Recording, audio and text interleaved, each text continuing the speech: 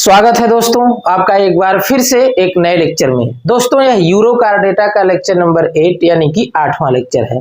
आज के इस लेक्चर में हम लोग देखेंगे हर्डमानिया के डाइजेस्टिव सिस्टम के बारे में। आप एग्जाम में बहुत ही आसान तरीके से कम शब्दों में पूरी डिटेल और इम्पॉर्टेंट पॉइंट कैसे लिखेंगे। इसके पहले वाले लेक्चर में हम लोग इस चित्र के बारे में अच्छे से समझ लिए थे, जितनी भी नेमिंग है सब के बारे में मैंने बता दिया था, लेकिन इसमें लिखना क्या है ये चीज बाकी रह गया था क्योंकि वीडियो काफी लंबा हो गया था। तो आज हम लोग देखेंगे इस चित्र के बारे में बहुत ही आसान तरीके से और इम्पॉर्टेंट शब्दों के साथ कैसे लिखेंगे। तो अगर एग्जाम में पूछता है एलिमेंट्री कैनाल ऑफ हर्डमानिया या डाइजेस्टिव सिस्टम ऑफ हर्डमानिया, तो सबसे पहले आप हेडिंग डाल देंगे डाइजेस्टिव सिस्टम ऑफ हर्डमानिया और उसके नीचे लिखेंगे digestive system of Herdmania is divided into 2 part, यानी जो हर्डमानिया का डाइजेस्टिव सिस्टम होता है वह 2 भागों में बटा होता है। या फिर ये भी कह सकते हैं digestive system of Herdmania include 2 part, यानी इसके अंदर 2 भाग शामिल होते हैं। पहला है इसकी एलिमेंट्री कैनाल और दूसरा भाग है इसके अंदर आने वाली डाइजेस्टिव ग्लैंड। तो आप देख पा रहे हैं ये पूरा एलिमेंट्री कैनाल है और इसके अंदर आने वाली ये डाइजेस्टिव ग्लैंड है। इसके बाद दोनों में से पहली आप हेडिंग डाल देंगे एलिमेंट्री कैनाल, यानी हर्डमानिया की एलिमेंट्री कैनाल, और उसमें आप लिख देंगे alimentary canal of Herdmania is coiled structure, यानी कि हर्डमानिया की जो एलिमेंट्री कैनाल होती है, आहार नाल होती है, यह क्वाइल्ड स्ट्रक्चर यानी कि मुड़ी हुई संरचना होती है। यह सारा डिटेल इसके पहले वाले लेक्चर में हम आपको अच्छे से समझा चुके हैं, एक बार फिर से रिवाइज कर रहे हैं ताकि आपको कोई कंफ्यूजन न रह जाए। तो सबसे पहली लाइन में आप दिखा देंगे कि हर्डमानिया की जो एलिमेंट्री कैनाल होती है यह क्वाइल्ड स्ट्रक्चर होती है, और इसके बाद फिर लिख देंगे it is beginning from the mouth and terminating at the anus, यानी कि यह माउथ से शुरू होती है और एनस पर जाकर के टर्मिनेट हो जाती है, समाप्त हो जाती है। तो इस प्रकार हर्डमानिया की एलिमेंट्री कैनाल कंप्लीट टाइप की होती है, यानी कि इसका डाइजेस्टिव सिस्टम कंप्लीट टाइप का होता है। बाद में फिर एक लाइन लिख देंगे alimentary canal of Herdmania is divided into following part, और इसमें 8 पार्ट होते हैं, यानी कि 8 भाग होते हैं, जिसमें माउथ से लेकर के एनस तक होता है, जिसमें पहला है माउथ, दूसरा है बकल कैविटी, तीसरा है फेरिंग्स, चौथा है ओइसोफेगस, 5वां है स्टमच और 6वां है इंटेस्टाइन, 7वां है रेक्टम और 8वां है एनस। तो ये सारे पार्ट पहले आप एक लाइन से लिख देंगे, तब उसमें से एक एक हेडिंग डालेंगे और उसके बारे में लिखेंगे। तो ये सभी पार्ट का नाम यानी 8 भागों का नाम मैंने इसके पहले वाले लेक्चर में बता दिया था और बोर्ड पे लिख दिया था। तो वो सारी चीजें आप नोटबुक में अपने नोट कर लिए होंगे। अब उसके बाद का ये लेक्चर कहां से शुरू होता है वो देखते हैं। तो जो 8 पॉइंट आप लिख लिए थे उसमें सबसे पहली आप हेडिंग डाल देंगे माउथ। ये डाइजेस्टिव सिस्टम पहले का हेडिंग है, ये पड़ा रहेगा। अब जो 8 पॉइंट लिखे थे उसमें की सबसे पहली हेडिंग है माउथ, और इसके माउथ में आप क्या लिखेंगे तो देखिए it is opens at the top of branchial siphon. इसका मतलब यह है कि जो माउथ होता है यह ब्रैंकियल साइफन के सबसे टॉप पर ओपन होता है। ये वाला जो स्ट्रक्चर आप देख पा रहे हैं ब्रैंकियल साइफन है, और ये स्ट्रक्चर क्या है, इसका माउथ है। तो ये बताइए ये ब्रैंकियल साइफन के सबसे टॉप पर ओपन हो रहा है कि नहीं हो रहा है? हो रहा है। तो एक लाइन ये हो गया। इसके बाद फिर लिखेंगे it is surrounded bye 4 lips, यानी कि इसका जो माउथ होता है यह 4 लिप्स के द्वारा सराउंडेड होता है, यानी 4 होठों के द्वारा घिरा होता है। यहां पर आप देख रहे हैं ये 4 लिप्स के द्वारा इस तरह से सराउंडेड है। तो क्लियर हो गया। आगे है mouth open into buccal cavity, और ये जो माउथ होता है ये बकल कैविटी के अंदर जाकर के ओपन हो जाता है, यानी कि माउथ अंदर की तरफ बकल कैविटी में खुलता है।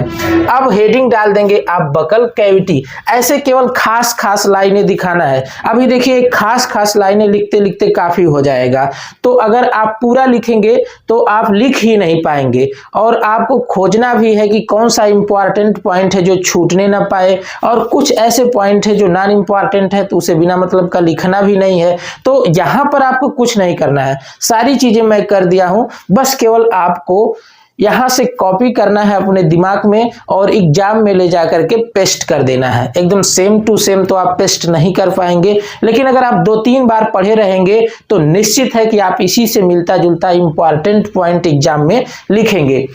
तो जब बकल कैविटी हेडिंग डाल देंगे तो इसमें लिख देंगे it is also known as stomodeum, यानी कि बकल कैविटी को स्टोमोडियम भी कहते हैं। आगे लिखेंगे in buccal cavity tentacles are found, यानी कि बकल कैविटी के अंदर टेंटिकल पाए जाते हैं। यहां पर आप देख रहे हैं ये चीजें क्या है, टेंटिकल्स है। और फिर इसमें लिखेंगे number of tentacles is about 64, मतलब जो टेंटिकल्स होते हैं इनकी संख्या 64 होती है। टेंटिकल्स के बारे में हमने कल ही अच्छे से बता दिया था, यानी कि इसके पहले वाली वीडियो में, और आज भी आप जान लीजिए इसकी संख्या 64 होती है। Which are adjust in 4 size, जो 64 संख्या है ये 4 साइज में एडजस्ट होते हैं, मतलब लगे रहते हैं बकल कैविटी के अंदर। तो 4 साइज के टेंटिकल्स होते हैं, जिसमें देखिए जो 8 होते हैं वो बड़े होते हैं, लंबे या फिर बड़े होते हैं, यानी कि 8 लार्ज, 8 बड़े बड़े टेंटिकल्स होते हैं जिनकी साइज 5 mm की होती है। और जो दूसरे तरह के टेंटिकल्स होते हैं 8, वो मीडियम साइज के होते हैं जिनकी लंबाई 2.5 सेंटीमीटर होती है। तो 8 तो बड़े बड़े थे 5 mm के, और 8 मीडियम साइज के हैं जो 2.5 mm के हैं, तो 8 दूना 16 हो गए। और फिर इसके बाद देखिए 16 यहाँ पर छोटे छोटे टेंटिकल्स हैं, यानी जो तीसरे तरह के टेंटिकल्स हैं 16 हैं, वो छोटे छोटे हैं जिनकी साइज 1.5 mm है। और फिर जो चौथे तरह के टेंटिकल्स हैं वो 32 हैं, तो वे वेरी स्मॉल, काफी छोटे हैं, जिनकी साइज केवल ½ mm है, यानी कि 0.5 mm। तो देख रहे हैं 8 और 8 16 हो गए, और 16 ये 32, और 32 यहां पर है, तो 32 दूना कितना हो जाएगा 64। तो टोटल 64 टेंटिकल पाए जाते हैं। अब हेडिंग डाल देंगे फेरिंग्स, और फेरिंग्स के अंदर लिखेंगे pharynx is divided into following region, यानी कि जो फेरिंग्स होती है वह निम्नलिखित भागों में बटी होती है। तो मुख्य रूप से फेरिंग्स के 3 भाग होते हैं, मुख्य रूप से तो 2 ही भाग होते हैं, एक और इसका नीचे वाला पोर्शन होता है जिसे एंडोस्टाइल कहते हैं। बाकी मुख्य रूप से इसके 2 ही भाग होते हैं। जो ये वाला भाग है प्री ब्रेंकियल जोन, और ये जो बड़ा वाला जोन है इसको बोलेंगे ब्रेंकियल सैक। बाकी नीचे इसका जो यहाँ पर ये वाला पोर्शन देख पा रहे हैं, नीचे डॉटेड लाइन दिखाई गई है, इसको बोलते हैं एंडोस्टाइल। यहाँ पर लिखा गया पोजीशन ऑफ एंडोस्टाइल। तो इस तरह से कुल मिला करके फेरिंग्स के 3 भाग हो जाते हैं। तो जो सबसे पहला भाग है उसको क्या बोलते हैं, प्री ब्रेंकियल जोन। जो यहाँ पर आप देख पा रहे हैं ये वाला रीजन है, इसको बोलते हैं प्री ब्रेंकियल जोन। ये फेरिंग्स का हिस्सा है, प्री ब्रेंकियल जोन। इसमें लिखेंगे इट इज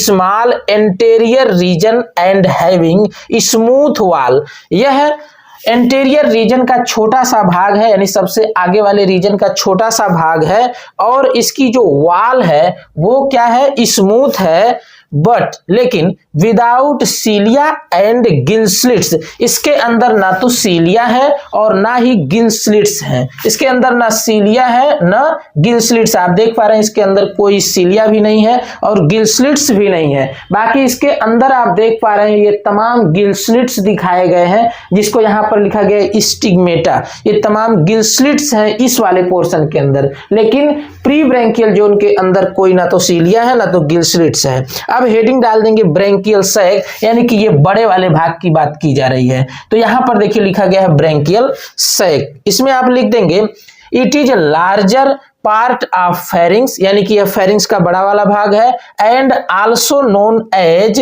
ब्रेंकियल बास्केट। इस वाले भाग को ब्रेंकियल बास्केट भी कहते हैं। आप देख पा रहे हैं कि टोकरी की तरह से कुछ दिख रहा है, तो इसलिए इसे ब्रेंकियल बास्केट भी कहेंगे। आगे लिख देंगे cilia and gill slits are found. इसके अंदर सीलिया और गिल स्लिट्स भी पाए जाते हैं। अब इसके बाद फिर हेडिंग डाल देंगे एंडोस्टाइल, यानी कि जो इसके 3 पार्ट थे, पहला प्री ब्रेंकियल जोन लिख दिए इसके बारे में, फिर ब्रेंकियल सैक इसके बारे में लिख दिए। अब हेडिंग डाल देंगे एंडोस्टाइल, और एंडोस्टाइल में क्या लिखेंगे, a longitudinal mid ventral groove called endostyle, मतलब कि एक लॉन्गिट्यूडिनल मिड वेंट्रल ग्रूव यानी कि अधर और मध्य भाग में एक ग्रूव पाया जाता है। यहाँ पर आप देख रहे हैं एक गड्ढे की तरह से स्ट्रक्चर है, ग्रूव की तरह से स्ट्रक्चर है, जिसे क्या बोलेंगे, एंडोस्टाइल। और आगे लिखेंगे it is present on floor of branchial sac, यह ब्रेंकियल सैक के फ्लोर पर पाई जा रही है। ये देखिए क्या है, ब्रेंकियल सैक है और ये इसका फ्लोर है। फ्लोर और रूफ दो चीज होती है। फ्लोर का मतलब क्या होता है, फर्श, और रूफ का मतलब क्या होता है, छत। तो ये वाला जो पोर्शन है ये ब्रेंकियल सैक का छत है, यानी कि रूफ वाला पोर्शन है, और नीचे जो ये वाला पोर्शन आप देख पा रहे हैं ये ब्रेंकियल सैक का फ्लोर है। तो एंडोस्टाइल कहाँ पाई जा रही है, इसके फ्लोर वाले भाग में पाई जा रही है। तो आप लिख देंगे कि जो एंडोस्टाइल होती है ये ब्रेंकियल सैक के फ्लोर वाले यानी कि फर्श वाले भाग में पाई जाती है। आगे लिख देंगे endostyle is homologous with hypopharyngeal groove of cephalochordates. यहां पर यह कहा जा रहा है कि जो एंडोस्टाइल है यह सिफेलोकार्डेटा के अंदर जो हाइपोफेरिंजियल ग्रूव पाया जाता है, हाइपोफेरिंजियल ग्रूव देखिए यहां पर है हाइपोफेरिंजियल ग्रूव, यानी कि जो एंडोस्टाइल है वह सिफेलोकार्डेटा के अंदर पाए जाने वाले हाइपोफेरिंजियल ग्रूव के होमोलोगस होती है। होमोलोगस का मतलब क्या, ओरिजिन सेम। होमोलोगस का मतलब क्या है, ओरिजिन सेम, जिसकी ओरिजिन सेम हो उसे होमोलोगस कहते हैं। जैसे हम लोगों का हाथ और चिड़िया का पंख एक दूसरे के होमोलोगस है, इनकी ओरिजिन सेम है, यानी कि उत्पत्ति एक ही तरह से हुई है लेकिन इनका काम भिन्न है। हम लोग अपने हाथ से अन्य कार्य को करते हैं या फिर भोजन करते हैं, लेकिन चिड़िया अपने पंख से उड़ती है। ओरिजिन तो सेम है यानी कि होमोलोगस है, लेकिन काम इसके भिन्न है। चिड़िया अपने पंख से उड़ती है, हम लोग अपने हाथ से यानी कि अगली टांग से क्या करते हैं, भोजन करते हैं या अन्य कोई काम लिखते पढ़ते इस तरह का करते हैं, लेकिन चिड़िया अपने अगली टांग यानी कि पंख से उड़ने का काम करती है, जबकि ओरिजिन क्या है, बिल्कुल सेम है। तो अगर ओरिजिन सेम है, काम भले भिन्न हो, तो इसे क्या कहेंगे, होमोलोगस। तो अभी सिफेलोकार्डेटा के अंदर आप हाइपोफेरिंजियल ग्रूव पढ़ेंगे आगे। इसके बाद जो आएगा, पहले तो आया हेमिकार्डेटा, अब चल रहा है यूरोकार्डेटा, इसके बाद आएगा सिफेलोकार्डेटा। तो सिफेलोकार्डेटा के अंदर आप हाइपोफेरिंजियल ग्रूव पढ़ेंगे तो जान जाएंगे ये क्या है। यहां पर आप इतना जानते रहिए कि जो एंडोस्टाइल होती है हार्डमानिया के अंदर, वह सिफेलोकार्डेटा के अंदर पाए जाने वाले हाइपोफेरिंजियल ग्रूव के होमोलोगस होते हैं। और किसके होमोलोगस होते हैं, तो आगे देखिए, and thyroid gland of vertebrates. और जो वर्टिब्रेट्स होते हैं उनके यहाँ पर जो थायराइड ग्लैंड पाई जाती है उस ग्लैंड के भी होमोलोगस होती है। कौन, एंडोस्टाइल, किसके, वर्टिब्रेट्स के। जैसे मानव भी क्या है, वर्टिब्रेट्स है। और फिर इसके बाद चौथी हेडिंग डाल देंगे ओइसोफेगस। तो यहां पर आप देख रहे हैं ये वाला पोर्शन क्या है, ओइसोफेगस। पहला पार्ट क्या था, माउथ, उसके बाद क्या है, बकल कैविटी, इसके बाद फिर क्या था, फेरिंग्स। फेरिंग्स के कितने पार्ट थे, 3। सबसे आगे क्या था, प्री ब्रेंकियल जोन, उसके बाद फिर ये बड़ा वाला पोर्शन क्या था, ब्रेंकियल सैक, और उसके नीचे जो ये फ्लोर पर दिख रहा है ये क्या है, एंडोस्टाइल। तो फेरिंग्स खत्म हो गई। अब इसके बाद बात आती है ओइसोफेगस की। तो ओइसोफेगस में आप क्या लिखेंगे, the branchial sac open into oesophagus, यानी आप देख रहे हैं जो ब्रेंकियल सैक है ये किस में ओपन हो रही है, तो ओइसोफेगस के अंदर ओपन हो रही है। इसके बाद लिख देंगे इट इज वेरी शॉर्ट, यह बहुत छोटी, कर्व्ड, कर्व्ड का मतलब इस तरह का मुड़ी हुई स्ट्रक्चर है। क्या लिखे हैं, कर्व्ड एंड थिक वाल्ड, और इसकी वाल मोटी होती है, थिक वाल्ड। ट्यूब, एक क्या है, ट्यूब है। व्हिच ओपन इनटू स्टमच, जो कहां ओपन हो जाती है, स्टमच में। यहां पर आप देख पा रहे हैं क्या लिखा है, स्टमच है, ये क्या है, स्टमच है। तो ओइसोफेगस एक छोटी कर्व्ड मतलब मुड़ी हुई और थिक वाल्ड मतलब इसकी वाल मोटी होती है, एक तरह की ट्यूब है और यह कहाँ ओपन होती है, स्टमच के अंदर ओपन होती है। तो इस तरह से आप ओइसोफेगस तक समझ गए, क्या लिखना है ये जान गए। अब इसके बाद अभी बाकी रह गया है स्टमच, इंटेस्टाइन, रेक्टम और एनस। इसके अंदर 4 हेडिंग बची हुई है। इसके अलावा हार्डमानिया के डाइजेस्टिव सिस्टम के साथ यानी कि डाइजेस्टिव सिस्टम के अंदर एलिमेंट्री कैनाल के अलावा पाचन ग्रंथियां यानी कि डाइजेस्टिव ग्लैंड भी पाई जाती हैं। तो आप अभी स्क्रीनशॉट करिए, तो बची हुई ये चारों हेडिंग प्लस इसका डाइजेस्टिव ग्लैंड ये हम लिखते हैं और इसके बाद फिर समझाते हैं। तो स्क्रीनशॉट करिए, इसके बाद फिर हम समझा रहे हैं। तो अब ओइसोफेगस के बाद हेडिंग आ जाती है स्टमच। यहां पर आप देख रहे हैं चौथी हेडिंग थी ओइसोफेगस और अब 5वीं हेडिंग आ गई है स्टमच। यहां पर आप हेडिंग डाल देंगे स्टमच और फिर इसमें लिख देंगे it is a thin walled tube, यानी जो स्टमच है यह पतली वाल का बना हुआ एक ट्यूब है। वाइड मतलब यह काफी चौड़ा होता है। हैविंग पाइलोरिक ग्लैंड, ये बात आप याद रखेंगे, स्टमच के अंदर और इंटेस्टाइन की वाल के अंदर पाइलोरिक ग्लैंड पाई जाती है। इस वाल के अंदर क्या होती है, पाइलोरिक ग्लैंड। तो आप लिख देंगे इट इज थिन वाल ट्यूब, यह पतली वाल की ट्यूब होती है। वाइड मतलब चौड़ा, इसका नीचे वाला जो इसकी कैविटी है चौड़ी होती है। और इसमें लिख देंगे हैविंग पाइलोरिक ग्लैंड मतलब इसकी वाल के अंदर पाइलोरिक ग्लैंड पाई जाती है। आगे लिखेंगे stomach is surrounded by left and right lobe of liver, यानी कि जो स्टमच है यह लेफ्ट और राइट लीवर के लोब से सराउंड होता है। यहां पर आप जो ये वाली स्ट्रक्चर देख पा रहे हैं यह राइट लोब ऑफ लीवर है और ये क्या है, लेफ्ट लोब ऑफ लीवर है। यानी कि जो स्टमच है यह दाहिने और बाएं लीवर के लोब से सराउंड होता है, घिरा होता है। अब हेडिंग डाल देंगे इंटेस्टाइन और इसमें लिख देंगे the stomach open into the intestine. यहां पर आप देख रहे हैं यहां से क्या स्टार्ट है, इंटेस्टाइन। तो स्टमच अब किस में ओपन हो जाएगा, इंटेस्टाइन में। It is thin walled tube मतलब जिस तरह से स्टमच थिन वाल्ड ट्यूब यानी पतली वाल का बना हुआ ट्यूब है, उसी तरह से इंटेस्टाइन भी पतली वाल की बनी हुई एक ट्यूब है। अब हेडिंग डाल देंगे इसके बाद रेक्टम, यानी कि इंटेस्टाइन के बाद क्या आता है, रेक्टम। रेक्टम का मतलब मलाशय।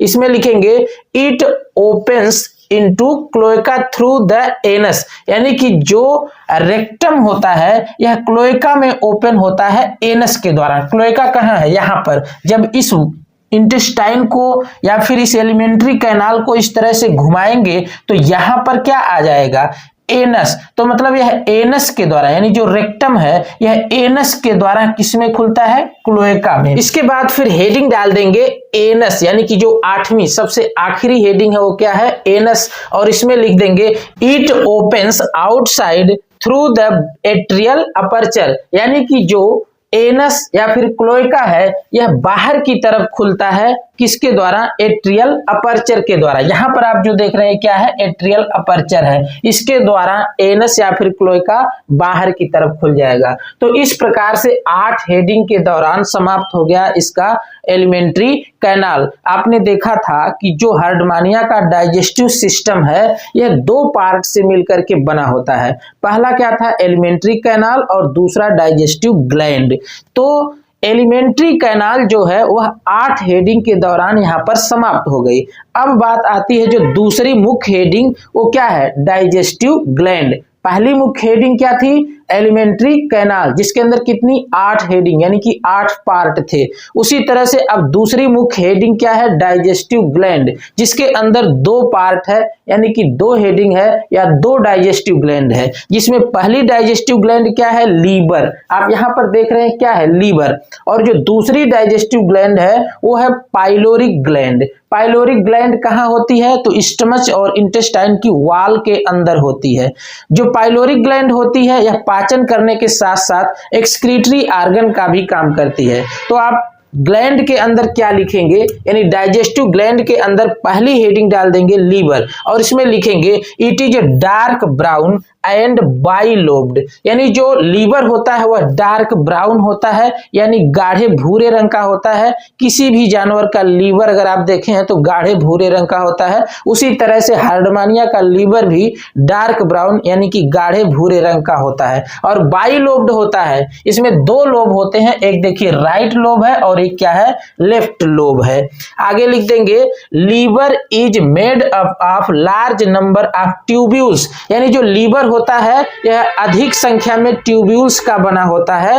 It is found in connective tissue, यानी जो ट्यूब्यूल्स होते हैं ये कनेक्टिव टिश्यू के अंदर पाए जाते हैं। अब कनेक्टिव टिश्यू के अंदर क्या आते हैं, तो द कनेक्टिव टिश्यू कंटेन, यानी कि कनेक्टिव टिश्यू के अंदर क्या होता है, तो starch and blood sinuses, starch होता है और ब्लड साइनसेस होते हैं। आगे लिख देंगे it opens directly into stomach, यानी कि जो लीवर होते हैं वो डायरेक्टली स्टमच के अंदर ओपन होते हैं और इनके अंदर जो जूस बनता है, जो एंजाइम बनता है वो डायरेक्टली छोड़ दिया जाता है स्टमच के अंदर, यानी कि अमाशय के अंदर। और अमाशय के अंदर ये जूस क्या करते हैं, भोजन का पाचन करते हैं। तो इसको आगे फिर क्या लिखेंगे, इट सिक्रीटेड एंजाइम, मतलब जो लीवर होते हैं ये एंजाइम निकालते हैं। दैट इज मतलब जो कौन कौन से एंजाइम है, तो पहला है एमाइलेज, दूसरा है लाइपेज और तीसरा है प्रोटीएज। अभी आप इस चीज पर दिमाग ना लगाइए कि कैसे कैसे इसका भोजन क्या होता है, ये तो बताया ही नहीं। अभी इसके बाद एक लेक्चर आएगा फूड फीडिंग एंड डाइजेशन, तो उसके अंदर हम आपको बताएंगे इसका फूड क्या है, फीडिंग क्या है और इसमें डाइजेशन कैसे होता है। तो इसके लिए आपको घबराना नहीं है, ये सारी डिटेल मैं पूरा विस्तार से समझाऊंगा। यहां पर आप जानते रहिए कि कौन कौन से आर्गन इसमें शामिल है, कौन कौन से पार्ट शामिल हैं। तो तीन तरह के एंजाइम निकालता है लीवर। पहला एंजाइम क्या है, एमाइलेज, जो कार्बोहाइड्रेट का पाचन करता है। दूसरा एंजाइम है लाइपेज, जो लिपिड का पाचन करेगा। और तीसरा एंजाइम है प्रोटीएज, जो प्रोटीन का पाचन करेगा। तो लीवर क्या है, कैसा है और कहां पाया जा रहा है और कौन से एंजाइम निकालता है, ये आप समझ गए।